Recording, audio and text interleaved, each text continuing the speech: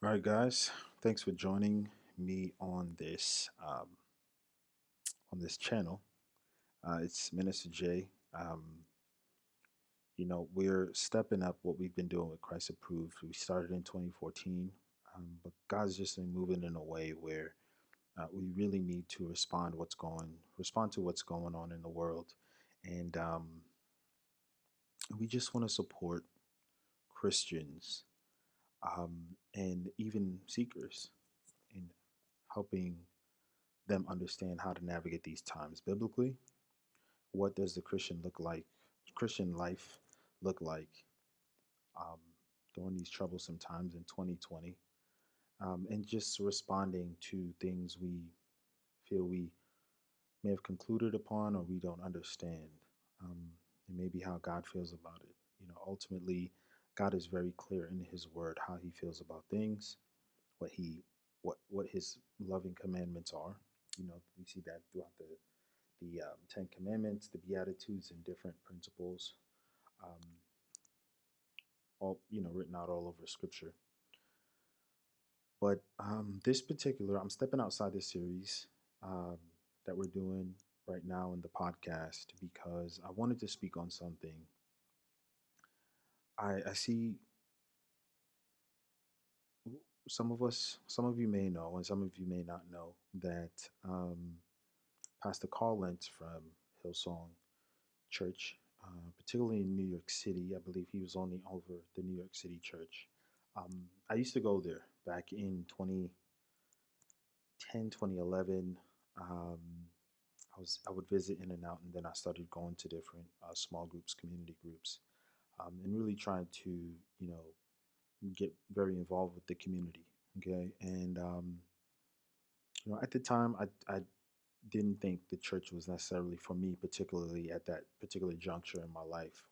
Um, but I did meet some really cool people there, and some loving folks. I think I did meet a lot of Christians who did not grow up Christian, or a lot of seekers, or people who were trying to find their faith. Um, but lo and behold, of course, the music was great, and they had some very good basic preaching. That touched on the basic, that pretty much covered the basic pillars of evangelical Christianity. With that said, I've spoken to different people I've done ministry with in these last 2 days, and here's my response, my reaction to uh, Pastor Carl Lentz's moral failure. Okay, here's what I think. Here's how it's wrong, right? It's sad, and we should feel bad for him. But here's what I can't stress enough: we should be praying for Pastor Carl Lentz. Pray for him. Okay, when a soldier falls, this is not the time to throw stones, to you know and and kick a man while he's down, right? This is not how we're supposed to conduct ourselves in Christendom. Although you have many Christians that do, um, people are quick to throw the false preacher, false teacher word around, um, as you know, and there's so many times that people do that as a knee jerk reaction, and they equate falling, um, or sinning, having a sin failure or moral failure, as they mentioned it to be, as as if all of a sudden he's gone outside of the Pentecostal, Baptist, evangelical scope of Christianity, right? When the tenets are, you know, nearly the same. And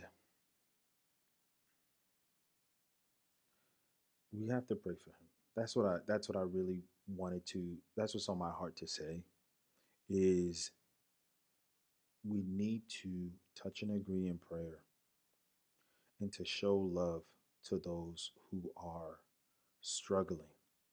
Okay? Just because he's a high profile Pastor who was leading a big church does not mean that he is held to a different standard than you and I. Some of the people who are pointing fingers, they have issues in their in their attitude, or certain addictive issues that we don't know about.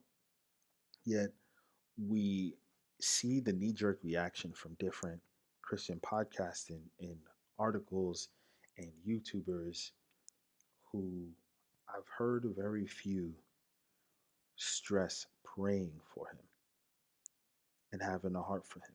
Okay, we're not hearing um, like some maybe issues that have riddled, or uh, issues that we hear about with the Catholic Church, where there's like every other month there's some kind of confession of someone saying that a nun or a priest touched them inappropriately, and then recently, you know, there's news about the Pope condoning gay marriage, right? This is not that type of moral failure where his church discovered he had a brothel in, in upstate New York or New Jersey or Ohio or some, or the tri-state. There may be deeper issues at work. Counselors will tell you they've counseled um, couples where the husband was neglecting the wife was neglecting the husband, and it's been going on for 10 years and it's been a struggle. And then on top of that, sometimes there's no accountability in the marriage. Okay, so sometimes you don't know if your partner, because they've become too comfortable in the marriage, or even people have become comfortable with the leadership in the church. Sometimes they're just not,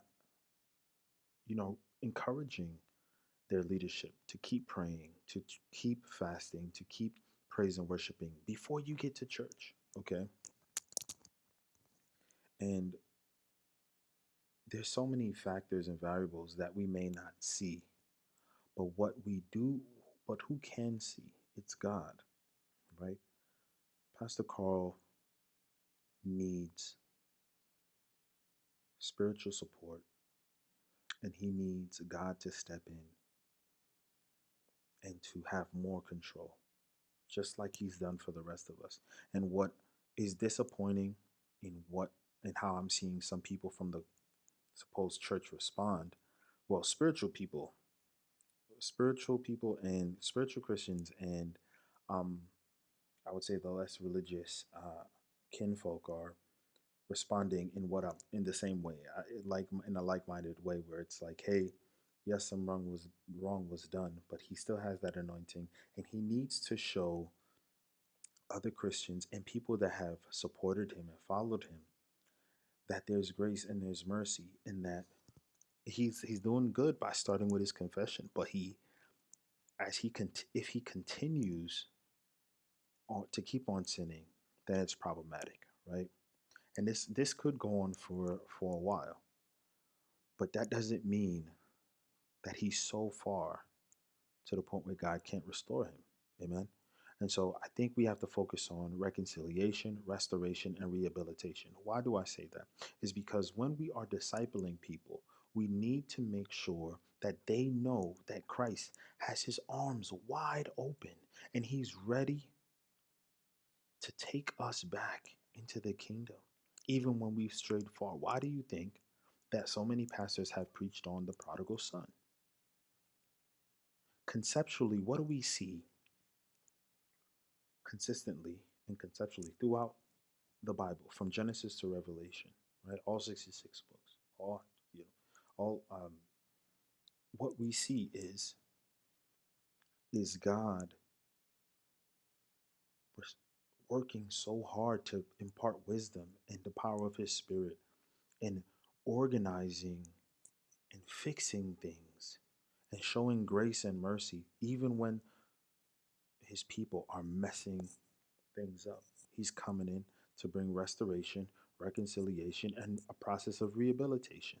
And has to happen spiritually. Okay? Let this be a lesson, guys. We have to have accountability to one another. We all have to humble ourselves and to start building with one another. Meet up in the parks and pray. Don't don't wait until the world has a response to something. They're gonna say, as you see the headlines, "Oh, Justin Bieber's pastor," and these people's, all these different X number of people's pastor. That's fine. But some of those people are so forgiving of him because he's already taught them about God's grace. So let's not be foolish. Don't give the enemy the upper hand and support what Satan wants to do. Satan wants Carl Lentz, Pastor Carl Lentz, to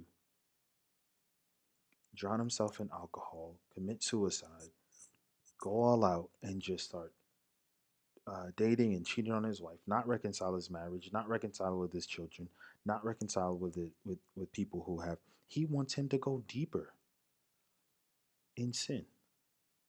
But I'm here to tell you that that's not what we want to encourage. Many of us don't know what it's like to be in that position, right?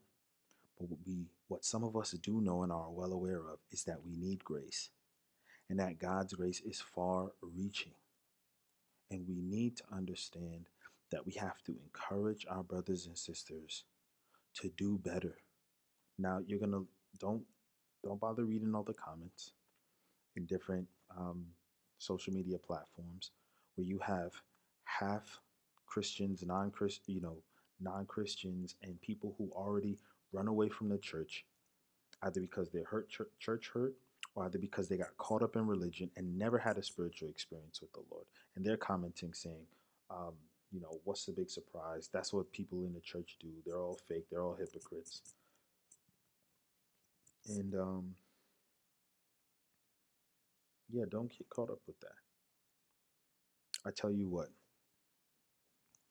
here's some word to feed your soul. All right, so you can get a good understanding of where I'm coming from with this. Joel chapter 2, verses 25 to 26. I will restore to you the years that the swarming locust has have eaten, the hopper, the destroyer, and the cutter, my great army, which I sent among you. You shall eat in plenty and be satisfied, and praise the name of the Lord your God, who has dealt wondrously with you, and my people shall never be put to shame. Psalms 51, verse 12. Restore to me the joy of your salvation, and uphold me with a willing spirit. Jeremiah 30, verse 17. For I will restore health to you, and your wounds I will heal, declares the Lord, because they have called you an outcast. It is Zion, for whom no one cares. Psalm 23, verse 3. He restores my soul. He leads me in paths of righteousness for his name's sake. Okay? What do we see here, guys? This is great news. It's great news. And what I need you to consider in these times is God's willingness to restore his people, even when they've fallen away, even when they seem far and they've been in disobedience for decades. Contextually, Joel, the minor prophet, speaking for God to God's people, showing them that he'll restore them. Okay, Psalms 52, verse 12, restore to me the joy of your salvation and uphold me with a willing spirit. If Pastor Carl Lentz is saying that with a faithful heart, listen to what I'm saying, with a faithful heart and with a heart fully surrendered to God, maybe like when he was living in Australia and he went to Bible school.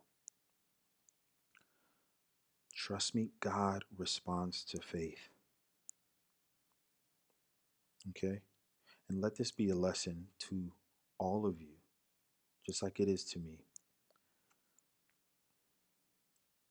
If you have breath in your body, say yes to Jesus again. Say yes to Jesus again because he loves you. He has not given up on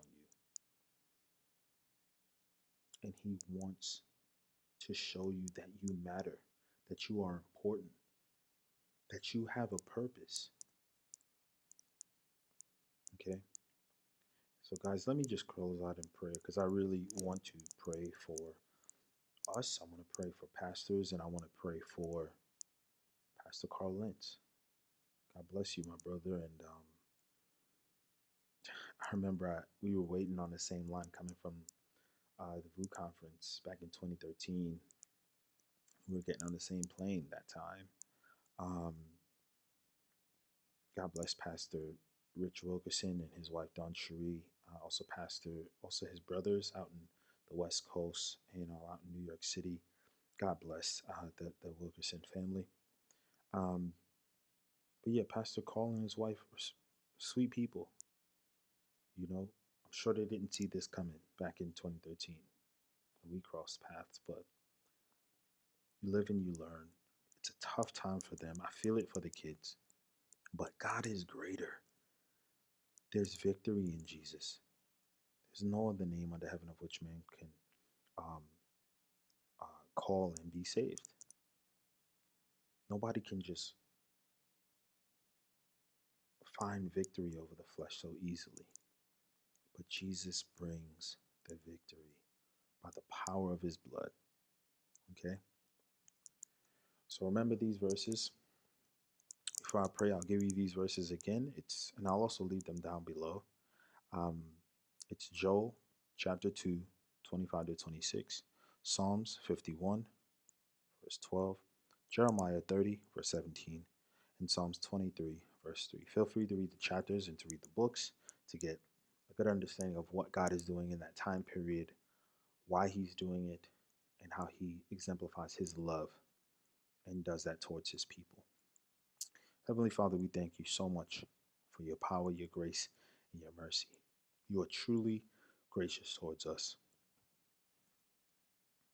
And God, we just ask you to consume us with your love, overshadow us with the power of your Holy Spirit. Give us wisdom, understanding that is divine, straight from your heart and your bosom. God, give us the grace to surrender to you, to honor you in all that we do, to pray for our leaders, to encourage them to stay in their word, to stay in prayer, and to be bold to do so because they are our brothers and sisters. Despite a difference in anointing, they are still our brothers and sisters. God, I'm asking that you would just strengthen and touch every pastor in the world who's in the mission field, who is doing pastoral counseling, evangelizing, teaching, or what have you. God, we just pray that your spirit be with them and that they will humble themselves before you because Pastor Carl, he got caught. And we know that one sin will sure find them out, but there's some people who haven't been caught and you've been showing them grace. So Lord, we just ask you to guide our pastors and for those who are pushing religion and who have removed the Spirit, God, we pray that they will begin to include you and to bring a conviction upon the people. Lord, we ask you for guidance, for wisdom, for grace, for Pastor Carl Lentz and for many other pastors who may need the strength, who may not even be struggling with anything, but still need grace and mercy so that they can continue to run this race. In Jesus' name we pray. Amen. God bless you all. Stay tuned.